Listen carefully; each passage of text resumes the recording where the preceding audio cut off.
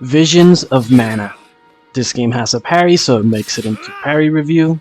So this attack that you're seeing here, this is the parry. I'm using the character called Morley. He has a katana. This is the parry. But that's the parry when you're not actually fighting anybody. When you actually fight an enemy and you time it right, there's another sound, there's a different sound and a different animation.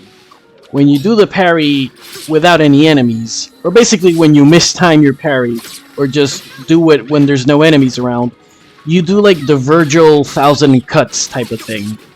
But when you successfully do the parry, there's gonna be like a little shing, type of sound, and you're gonna do a spinning attack instead of the 1000 cuts attack.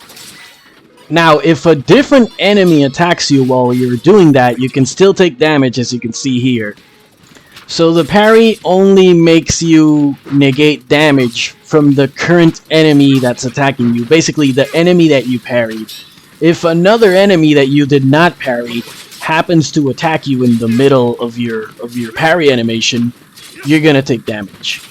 And I think the moment you're susceptible to taking damage is during your counter attack animation, not during the parry itself, not when you block or negate damage, but when you do the riposte. That's when you're vulnerable and susceptible to taking damage.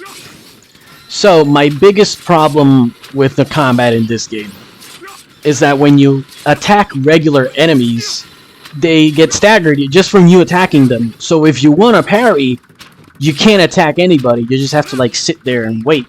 And then when enemies attack you, then you can parry. But if you take the initiative and start getting offensive and attacking people, you're never gonna be able to parry because you'll end up staggering anyone with just like the weakest attack will stagger anybody. With the lightest stroke from your blade will just impede enemies from attacking you. So you know what's the point?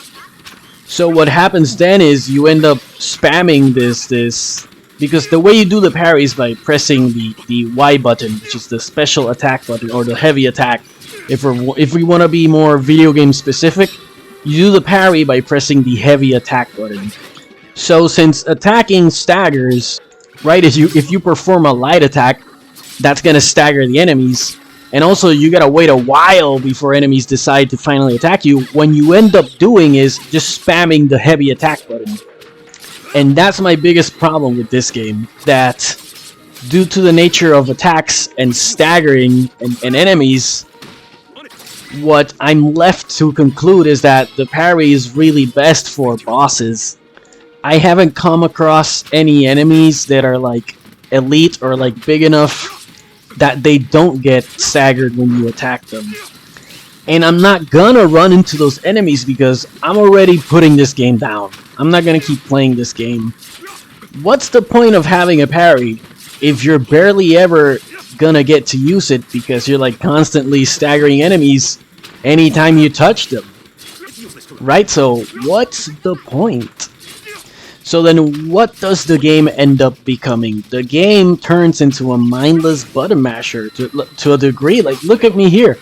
I'm just pressing the Y button non-stop. That's all I'm doing here with Morley. By the way, Morley is a secondary character. You don't start the game with him. In order to reach Morley, you have to kill the first boss, which is a giant green praying mantis. Then after you defeat him, you just walk a little bit more, and then you'll finally reach Morley. It takes about 30 to 45 minutes to get to this part of the game. But know that your protagonist, Val, he also has a parry, but first you need to get the shield. The shield is called the Luna Globe, or something like that. It's an aspect that you can obtain in this game. My point is, if it took me 45 minutes to get Morley and have access to the parry, I can only assume it's going to take me 2 hours so that I can have access to the shield parry with Val, who's the main character, and finally get the Luna Globe. And that's just not worth it for me. So on the parry metric, this game has a parry, but you're barely ever going to get to use it, so 5 out of 10 on the parry metric. Because the parry's not bad, it's just that it's scarce, you're not going to get to use it. Even though it's infinite, you can spam it infinitely, but who's going to attack you? Nobody.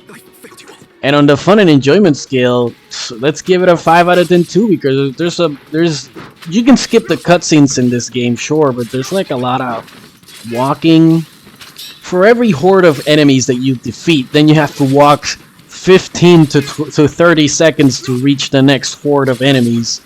So it's like, hello, just can't you keep me busy and fighting? Nope. So again, it's one of these games that's an RPG first and an action game second.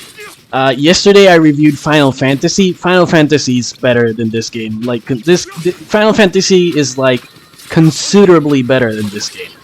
So thanks for watching, take care, and enjoy.